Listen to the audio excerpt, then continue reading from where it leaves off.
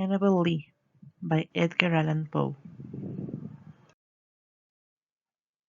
It was many and many a year ago, in a kingdom by the sea, that a maiden there lived whom you may know by the name of Annabel Lee.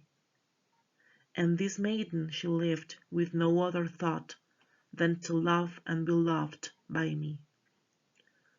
I was a child, and she was a child, in this kingdom by the sea. But we loved with a love that was more than love. I and my Annabel Lee, with a love that the winged seraphs of heaven coveted her and me. And this was the reason that, long ago, in this kingdom by the sea, a wind blew out of a cloud, chilling my beautiful Annabel Lee, so that her high-born kinsmen came and bore her away from me, to shut her up in a sepulchre in this kingdom by the sea. The angels, not half so happy in heaven, went envying her and me. Yes, that was the reason, as all men know, in this kingdom by the sea, that the wind came out of the cloud by night, chilling and killing my Annabel Lee. But our love, it was stronger by far than the love of those who were older than we, of many far wiser than we, and neither the angels in heaven above, nor the demons down under the sea, can ever dissever my soul from the soul of the beautiful Annabel Lee. For the moon never beams without bringing me dreams of the beautiful Annabel Lee, and the stars never rise but I feel the bright eyes of the beautiful Annabel Lee. And so, all the night tide I lie down by the side of my darling, my life and my bride, in her sepulchre there by the sea, in her tomb by the sounding sea.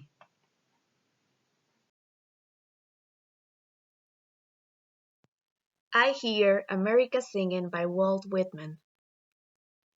I hear America singing the varied carols I hear, those of mechanics, each one singing his, as he should be blithe and strong.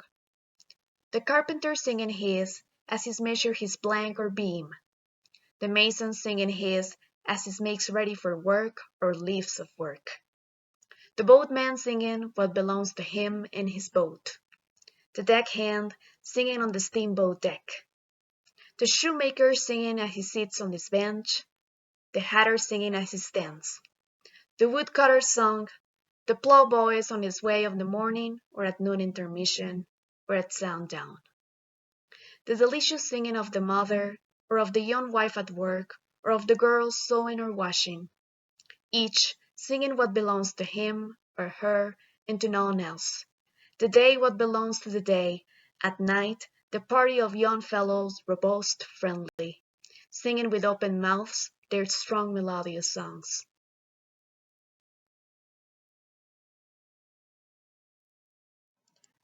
Because I Could Not Stop for Death by Emily Dickinson. Because I could not stop for death, he kindly stopped for me. The carriage held but just ourselves and immortality. We slowly drove, he knew no haste, and I had put away my labour and my leisure too for his ability. We passed the school, where children strove at recess in the ring. We passed the fields of gazing grain, we passed the setting sun, or rather, he passed us. The dews drew quivering and chill, for only gossamer, my gown, my tippet, only tulle. We paused before a house that seemed a swelling of the ground. The roof was scarcely visible, the cornice in the ground. Since then, 'tis centuries, and yet feels shorter than the day I first surmised the horses' heads were toward eternity.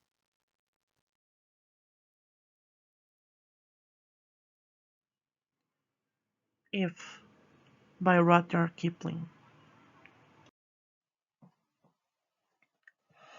If you can keep your head when all about you are losing theirs and blaming it on you, if you can trust yourself when all men doubt you, but make allowance for their doubting too, if you can wait and not be tired by waiting, or being lied about, don't deal in lies, or being hated, don't give way to hating, and yet don't look too good nor talk too wise. If you can dream and not make dreams your master, if you can think and not make thoughts your aim, if you can meet with triumph and disaster and treat those who impostors just the same, if you can bear to hear the truth you've spoken, twisted by knives to make a trap for fools, or watch the things you gave your life to broken, and stoop and build 'em up with worn out tools.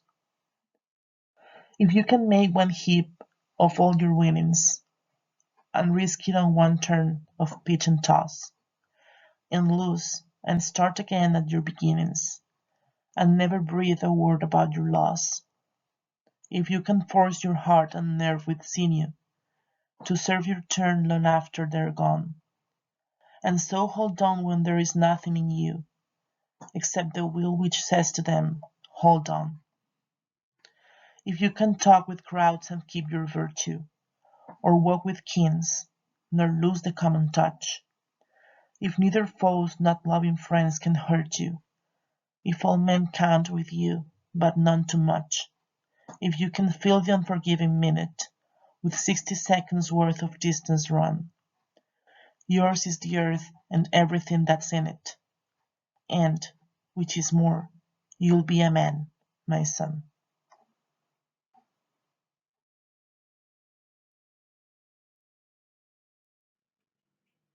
Oh, Captain, my Captain, by Walt Whitman. Oh, Captain, my Captain, our fearful trip is done. The ship has weathered every wrack, the prize we sought is won. The port is near, the bells I hear, the people all exulting, while follow eyes the steady keel, the vessel grim and daring. But oh heart, heart, heart, oh the bleeding drops of red, where on the deck my captain lies, falling cold and dead. O Captain, my Captain, rise up and hear the bells, rise up, for you the flag is flung, for you the bugle trills, for you bouquets and ribboned wreaths, for you the shores are crowding, for you they call, the swaying mass, their eager faces turning. Here, Captain, dear father, this arm beneath your head, it is some dream that on the deck you've fallen cold and dead. My Captain does not answer, his lips are pale and still. My father does not feel my arm, he has no pulse nor will. The ship is anchored, safe and sound, its voyage closed and done. From fearful trip the victor ship comes in with object won. Exult, O shores, and ring, O bells, but I with mournful tread walk the deck my captain lies, falling cold and dead.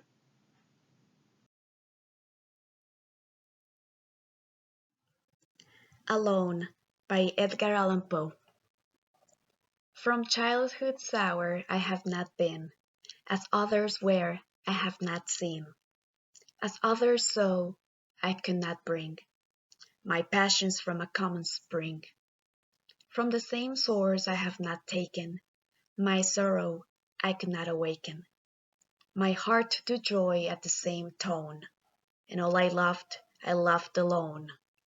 Then in my childhood in the dawn of a most stormy life was drawn from every depth of good and ill the mystery which binds me still, from the torrent of the fountain, from the red cliff of the mountain, from the sound that round me rolled, in its autumn tint of gold.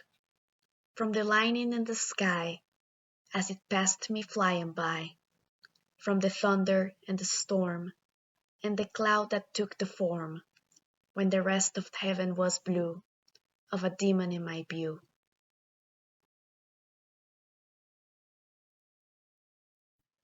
She Walks in Beauty by Lord Byron.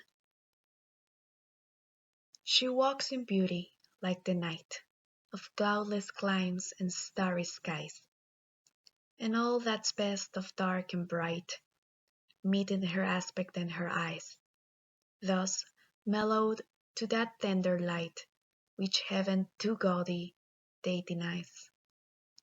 One shade the more, one ray the less, had half impaired the nameless grace, which waves in every raven tress, or softly linens o'er her face, where thoughts serenely sweet express how pure, how dear their dwelling place.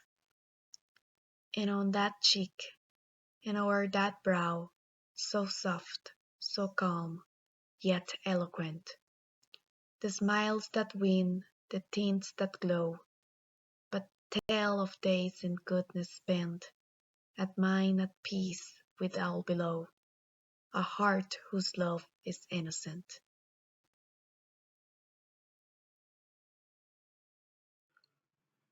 Sonnet 18 by William Shakespeare.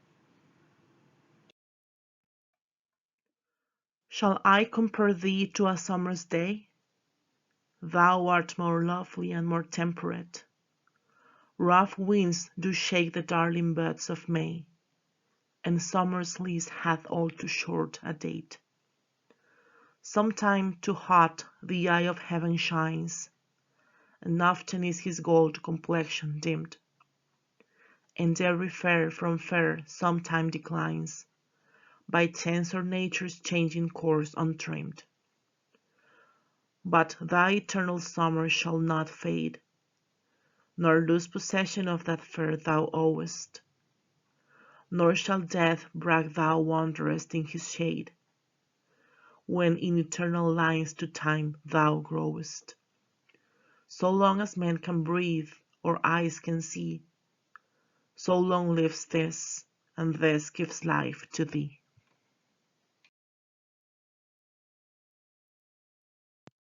The Tiger by William Blake. Tiger, tiger, burning bright in the forests of the night, what immortal hand or eye could frame thy fearful symmetry? In what distant deeps or skies burnt the fire of thine eyes? On what wings dare he aspire? What the hand dare seize the fire? And what shoulder, and what art could twist the sinews of thy heart? And what thy heart began to beat? What dread hand and what dread feet? What the hammer, what the chain, in what furnace was thy brain? What the anvil, what dread grasp, there is deadly terror's clasp? When the stars threw down their spears, and watered heaven with their tears, did he smile his work to see? Did he who made the lamp make thee? Tiger, tiger, burning bright, and the forests of the night, what immortal hand or eye dare frame thy fearful symmetry?